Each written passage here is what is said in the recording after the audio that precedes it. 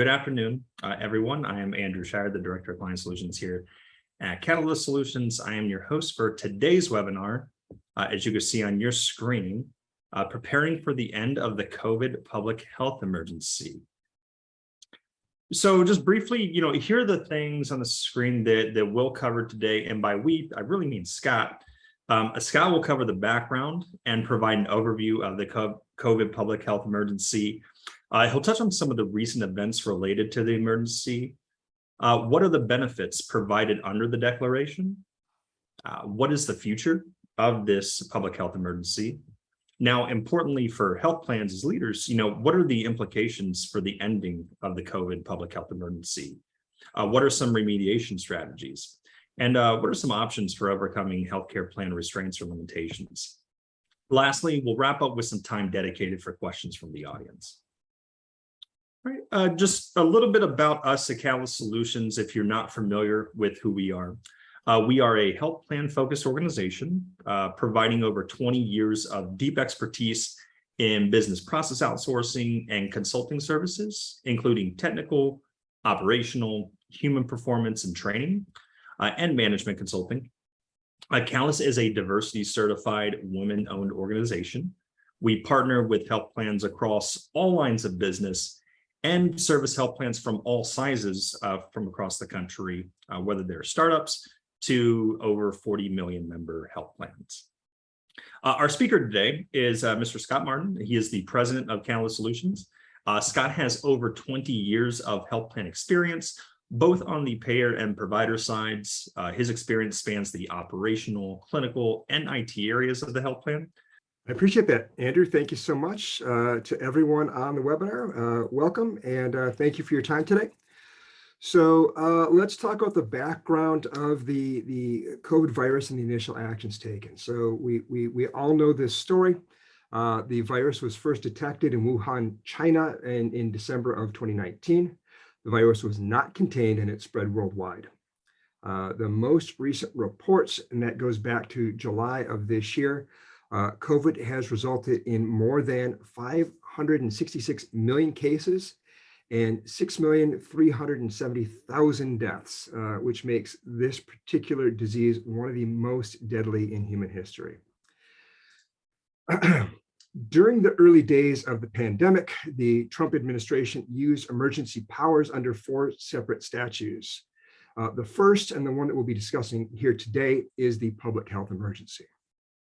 Additionally, the Trump administration declared a national emergency, which allowed the president and the Health and Human Services Secretary to temporarily waive requirements related to Medicare, Medicaid, CHIP, and HIPAA. Additionally, the Trump administration also activated the Stafford Act and the Defense Production Act, which provided funds and other assistance to state and local governments in order to, number 1, reduce the spread of the disease, and number 2, protect the economy. So a lot of us are not necessarily familiar with the details of what is a public health emergency. What does it entail? So a public health emergency is covered under Section 319 of the Public Health Services Act. That act empowers the Secretary of Health and Human Services to make a declaration that the outbreak of a disease or other situation presents a public health emergency. That declaration lasts for the duration of the emergency or 90 days. If the emergency or the disease lasts longer than 90 days, the Secretary has the authority to extend the PHE. When a PHE is declared, the Secretary must notify Congress within 48 hours. Additionally, the Secretary must notify the Department of Homeland Security, the Department of Justice, and the FBI. After the public health emergency is declared, the Secretary has a number of powers. He or she can conduct and support investigations into the cause, the treatment, or the prevention of the disease. They can utilize dollars from either the Public Health Emergency Fund or the Infectious Disease Rapid Response Reserve Fund. They can waive or modify certain Medicare, Medicaid, CHIP, and HIPAA requirements, and they can adjust Medicare reimbursement for certain Medicare Part B drugs. So just a brief history of this particular public health emergency. On January 31, 2021, Alex Azar, who was the Secretary of Health and Human Services under President Trump, declared that COVID posed a public health emergency. That COVID public health emergency has been renewed 10 times over the course of the last 2 years. In April of this year, the Biden administration announced that it would give states a 60-day notice before terminating the public health emergency. Most recently, President Biden's Health and Human Services Secretary, Javier Becerra, renewed the PHE and extended it through October 13 of 2022. So before we talk about whether the latest extension will be the last or if there'll be additional extensions, let's talk about what benefits did the PHE provide to the general public, and specifically to Medicare, Medicaid, and CHIP recipients. So under the PHE declaration, a number of services were covered at no cost to the recipient, such as COVID testing and vaccinations. Secondly, telehealth services were greatly expanded. The use of telehealth was encouraged as a way to reduce the spread of COVID. As we all remember, there was a lot of misinformation that was presented early on. We didn't actually know the vectors by which the disease was spread. So the thought was, having people stay, removed, stay at their homes, reduce the likelihood of spread of the disease. Now, previously, telehealth was limited to beneficiaries living explicitly in rural areas, but under the PHE, telehealth was extended to beneficiaries living in urban and suburban areas. Additionally, the benefits include a broader list of Medicare covered services that could be delivered directly by telehealth, and DEA registered providers were permitted to issue prescriptions via telemedicine for controlled substances to patients without an in-person evaluation. And as most of you know who are familiar with this, that previously was unheard of. Finally, waivers and limited liabilities were introduced as well. So for example, because of the increased need to use technologies like Zoom and Skype and FaceTime, Health and Human Services waived potential penalties for HIPAA violations against healthcare providers. Likewise, additional responsibilities were extended. So pharmacists were permitted to administer COVID vaccines to children between the ages of 3 and 18, regardless of individual state laws. Providers licensed in one state were permitted to administer COVID vaccines in any state. And then lastly, physicians, registered nurses, and practical nurses with expired licenses, meaning licenses expired within the last 5 years, were permitted to administer COVID vaccines in any state. So what is the future of the COVID public health emergency? So all indications suggest that the PHE will be ending. To that, there has been a decline in fatalities, which is amazing news. Although, however, advent of variants such as the BA4 and the BA5 have resulted in uptick in caseloads. Fortunately, there are medicines and treatments available that are helpful in reducing the severity of the illness. Additionally, several states have already allowed their state-level emergency declarations to lapse, meaning that those states no longer have public health emergencies in effect. Key governmental bodies are winding down their COVID-related activities, namely FEMA and the Department of Homeland Security. And then I would say probably most significantly, CMS has launched a website and is conducting a series of monthly webinars that help the providers, the state, and the healthcare plans return to normal operations. So it seems, by all accounts, that the PHE will probably expire. 20 million people losing their coverage will create a massive increase in the uninsured. And those individuals are likely to experience serious healthcare hardships without having access to healthcare. So for those of us in the healthcare industry, our challenge is going to be really twofold. Number one, keep as many eligible individuals as enrolled as possible. And number two, connect those who are no longer eligible for Medicaid to other sources of coverage, such as CHIP or the ACA marketplace. So let's operationalize what it is we can do. What are the remediation strategies that we can take to help both the state and healthcare plans as the PHE ends? So for those of us, especially those of us in the payer space, we can help states with their Medicare renewals, their Medicaid renewals. We can help with outreach programs. We can ensure that our systems are ready to handle new enrollments, and we can work to expand and extend telehealth services. So let's kind of go into each of those separately. Many individuals enrolled in Medicaid, CHIP, basic health programs are going to lose coverage due to either procedural or administrative reasons. Under Medicaid regulations, before a state can send out renewal documents and require enrollees to respond, it must, number one, attempt to renew coverage ex parte by reviewing the available data and trying to confirm whether that individual is eligible for coverage. If the state can confirm that the enrollee does not need to take any action to re-enroll, they are sent a notice informing them that their coverage has been renewed, them being the beneficiary, and that they only need to respond if they have any changes to report to the state.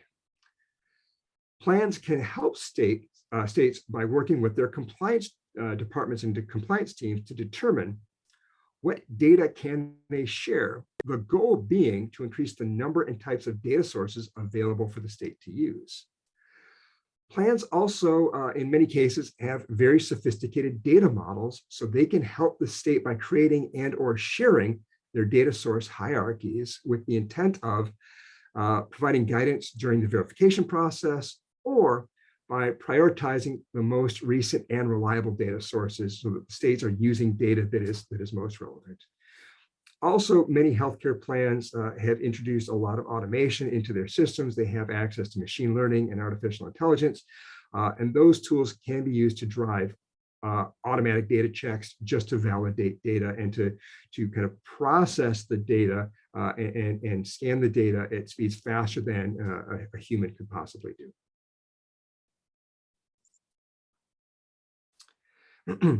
As the PHE ends and normal operations resume, the plan will need to contact individuals.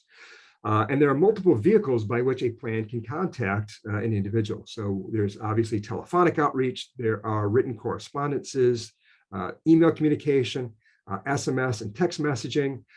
When enrollees or members go to the website, there's an opportunity for web chat interaction. And all of these are opportunities for the plan to assist the state in conducting outreach.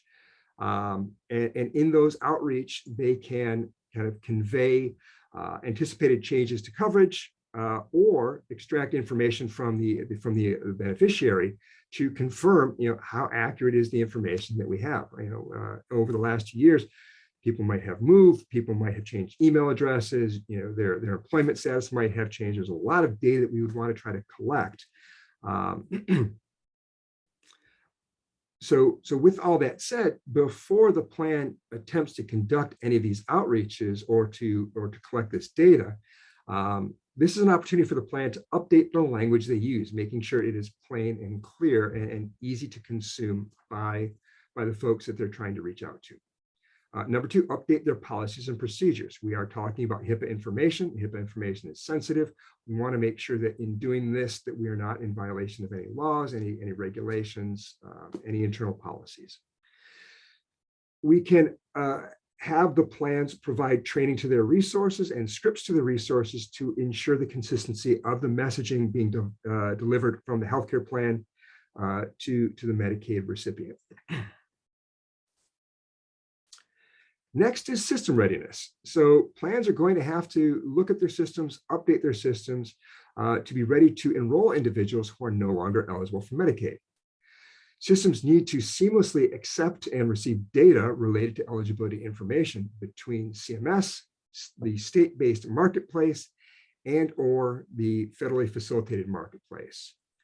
In this, plans can conduct regular system tests, conduct quality assurance to eliminate glitches in the either sending or receiving information between Medicaid, CHIP agencies, and the marketplace. They can introduce an eligibility results page so that when the online application is completed, it provides real-time guidance and next steps in the transition from one coverage to the next coverage. And then lastly, they can set up regular feedback loops, information sharing with CMS, DSG, and CCIIO, so they can identify and troubleshoot account transfer issues, which we know are inevitable. But as long as we increase the communication, we can identify those quickly, we can remediate, and we can make sure that the people who need coverage are being given coverage.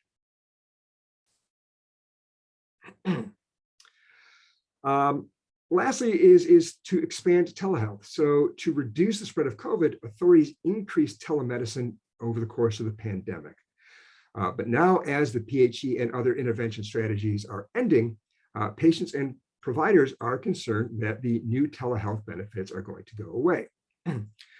There's been some recent good news in this space. So not that long ago, on July 27th of this year, the House passed a bill to expand telehealth services that were introduced during the pandemic.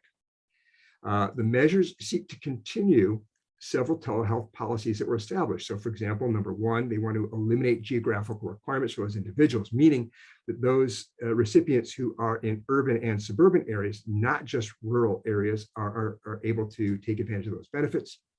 Number two, they want to broaden the number of services provided by qualified physicians and practitioners.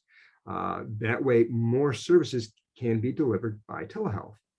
And then lastly, extend Medicare reimbursements for telehealth so that as providers provide these services, they're reimbursed fairly and appropriately. And while we wait for this bill to work its way through the legislative process, healthcare plans independently can reduce restrictions on telehealth reimbursements. They can embrace opportunities to improve the efficacy and adoptability of telehealth. They can increase the type of care that can be provided through telehealth. And they can utilize telehealth to expand the range of mental and behavioral services, which we did see a substantial increase in during the course of the COVID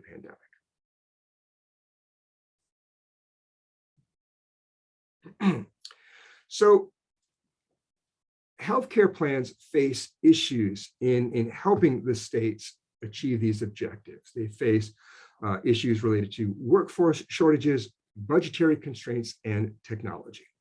So for workforce and budgetary restraints, so like any other organization in any other industry, healthcare plans struggle with worker shortages. We experience this every day. The number of help wanted signs that we see are everywhere.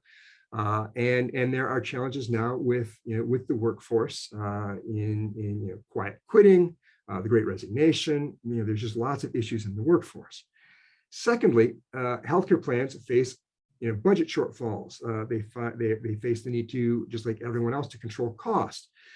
They have challenges related to reimbursement and managing medical loss ratios. So in these cases, outsourcing is a very viable solution and a beneficial solution. So healthcare payers are increasingly relying on outsourcing business partners to drive down costs and provide these kinds of services. More importantly, by outsourcing these services, the healthcare plan can focus on what they do best, which is improving the healthcare of those people that they support. In addition to workforce challenges and budgetary restraints, there's also technology challenges. So many healthcare plans face issues with their core platforms and ancillary systems. Those systems are just not as resilient, agile, or efficient as they need to be. Moreover, in their current state, they are not scalable, They might not be as secure as they need to be, or they might not be capable of interoperability.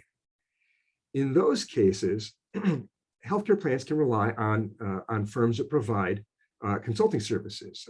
Consulting services are very, very good at bringing their business knowledge and applying them to technical problems. Therefore, they're able to bridge the gap between the business needs and the technology solution.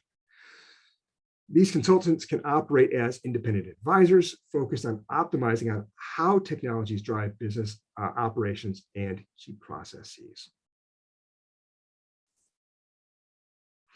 So in summary, just kind of going back for what we've talked about for the last half an hour, on January 31st of 2021, the Health and Human Services determined that COVID posed a public health emergency. This declaration allowed the U.S. to grant emergency authorization use of drugs, vaccine, and other medical measures, as well as to provide millions of Americans with access to products with no out-of-pocket costs.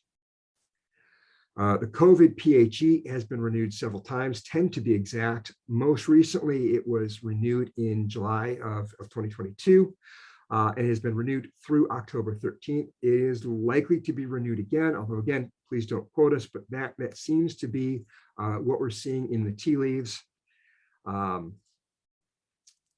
When the COVID PHE ends, 16 to 20 million people are going to lose their Medicaid coverage. Those people are going to experience adverse healthcare outcomes unless we're able to move them into some other form of care. Additionally, providers are likely to face some form of financial distress because the services that were covered under the PHE will no longer be reimbursable in a non-PHE environment. So to minimize the number of eligible enrollees that can lose coverage, healthcare plans can partner with the states to drive Medicaid renewals. They can partner with states to facilitate outreach programs. They can ensure their systems are ready for that transition, and they themselves can approve the use of expanded telehealth services. If the healthcare plan face resource or budgetary constraints or some kind of system or technology limitation, they can secure the services of an outsourcing firm or staff augmentation firm to bolster their staff. And they can secure the services of a consulting firm to optimize their technology and or business processes. So with that, Andrew, I'd like to throw it back to you to see what kind of questions we collected over the course of the presentation. So I'll pause there and let you. Thanks, Scott. As I try to navigate the many different monitors just to get things organized. So yeah, I did receive a few questions. That was a lot of good information about, of course, the Public Health Emergency Declaration and as it's ending, presumably ending, how many of us as health plan professionals are impacted by that. The first question I did receive, there's kind of a two-parter, if you will. What kind of information does the state consider when re-enrolling an individual? And the second part, how can beneficiaries share that information? Okay. So the state looks at a couple different data points when trying to re-enroll an individual. So they look for mailing address, physical address, where can this person be found? Telephone number, how can I get in touch with this person? Email address. They look for the size of the household, how many people are in this household, what is the income of the individual, as well as kind of hand in hand with that, what is their job employment status? And then, Andrew, I think the second part of the question was, how does the beneficiary share that information with the state? Mm-hmm. So two-prong answer on that one. So number one, the true way to do it is they can call or visit their local Department of Social Services and report those informations, address, phone number, email address, household, size of household, and employment status. Additionally, as we mentioned earlier, this is an opportunity for plans to partner with the state to collect that information. So it's possible that as the plans kind of pursue these options, that they might be able to be the ones to share that information with the state as well. So two avenues: one is formal, one is optional and aspirational at this point. Perfect. Thank you for that, Scott. The next question I have here, I just want to make sure I read it correctly. How does the Families First Coronavirus Response Act affect the ending of the PHE, or the public health emergency? Okay. So the Families First Response, or Coronavirus Response Act, was, and for those of you who are not familiar with it, it required that employers pay back sick leave and extended family and medical leave as a result of COVID infections. I believe that that law expired back in December of 2020. So the impact that that particular act has on the ending of the PHE is none. There's no relationship between those two. Thank you. And I actually was just pinged by the same asker of that question. Same question, but what about the CARES Act? Okay.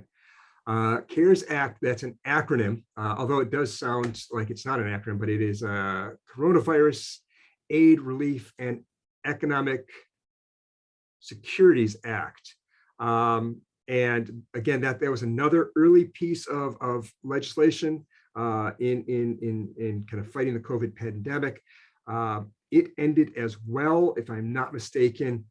It ended in like December of 2021, and then it was the benefits of it were sunset by the end of March of this year, in 2022.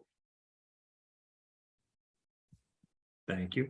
We've got two more that I had received. The next one up.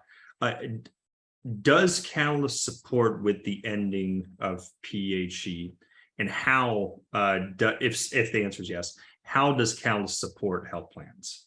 Okay, so the answer is yes. So as most of you heard at the beginning of the presentation, Catalyst provides both business process outsourcing services and consulting services. So the way that Catalyst can help is probably in a couple ways. I would say first and foremost, Catalyst can be used to supplement your call center, either reactively or proactively, to do reach outs to target audiences that we either want to enroll in Medicaid and get that information to pass it to the state, or it could use that to help transition folks who we know are not going to be receiving ex parte transition to Medicaid, and help move them into some other form of insurance. So we can help the plans do that. From a consulting perspective, Catalyst is very, very mature when it comes to our training capabilities and our adult learning capabilities. We could help healthcare plans and the state build the training necessary to do this work, to kind of help through the transition. The Catalyst instructional designers could help write those scripts using language that is both plain and clear, so that the recipient of those messages can easily consume it and can easily understand what is expected of them. Catalyst, as many of you know, has a long history working with the technologies in the healthcare payer space. So as healthcare plans are looking to kind of optimize their platform to kind of navigate the needs of the transition, Catalyst can work with your IT team to optimize your core platform or your ancillary systems, especially as it relates to enrollment modules. And then lastly, I think from a process improvement perspective, as you're looking at how you're going to do these things, what's the most efficient way to do these processes, Catalyst business process engineers can help develop, processes for your end users, your partners' end users, to facilitate whatever activities are necessary for the transition. Yeah, I think that's everything I can think of for how we can help our payer friends. Thanks, Scott. I do have one more question that I'd received. It's specific to telehealth. How does Catalyst actually support the telehealth services that you talked a little bit about earlier? Okay. So that's actually a completely different kind of answer. So the truth is that Catalyst itself does not provide telehealth services. However, Catalyst has worked over many, many years to build a network of partners. Catalyst, as much as we aspire to be all things to all people, we just can't be. So our center circle is in the consulting space and the business process outsourcing space. But what we do know is that there's a lot of great organizations out there who provide other services that we do not. So what we would do for those plans who are looking to expand or extend their telehealth services or move into the telehealth space, if it is not a functionality they currently possess, we would refer those plans to our telehealth partners. And we have several. They're amazing. They're amazing partners, and you would be in payers would be in great hands working with these partners. Thank you, Scott. And that is, as of this moment, all of the questions that I have received. Thank you, everyone, for asking those. Those are some really good ones. Very good questions. Yeah, I almost got stumped on the CARES and on the regulatory questions. So thank you. Yeah, we almost got you there. All right. So Andrew, I think that is the end of the presentation. So last but not least, so Catalyst has an email list. So please go onto our website and find the contact us section of the website. We would love to invite you to be a recipient of our email list. So as we have, either activities that we want you to make you aware of, or thought leadership, or anything going on kind of in the healthcare payer space, we'd love to share that information. And if you have questions about either the content of the webinar, or if you're interested in how Catalyst can help your plan with navigating the end of the public health emergency, Dan Whitner is our Executive Vice President over Sales and Marketing. His email is here. His telephone number is here. By all means, please reach out to him. He will get you in contact with someone from our team who can help find the perfect solution for you and for your organization. And then lastly, if you just need general information, we have a general information in mailbox for Catalyst Solutions. So it's info@catalystsolutions.com. And then you can also contact us directly in our Denver office at 303-393-8818. With that said, this is a big deal. COVID, as we all know, has been kind of a pervasive factor of our life for the last 2 years. The ending of the public health emergency, as hopefully we've been able to demonstrate, is going to be of some significance to many people. 16 to 20 million just as beneficiaries of Medicaid, but then all of the kind of adjunct components of the healthcare universe. So with that said, we're grateful that you took the time out of your day to listen to what we had to say. Thank you so much for your time. Until next time, take care, be well. Thanks, Scott. Have a great day, everyone.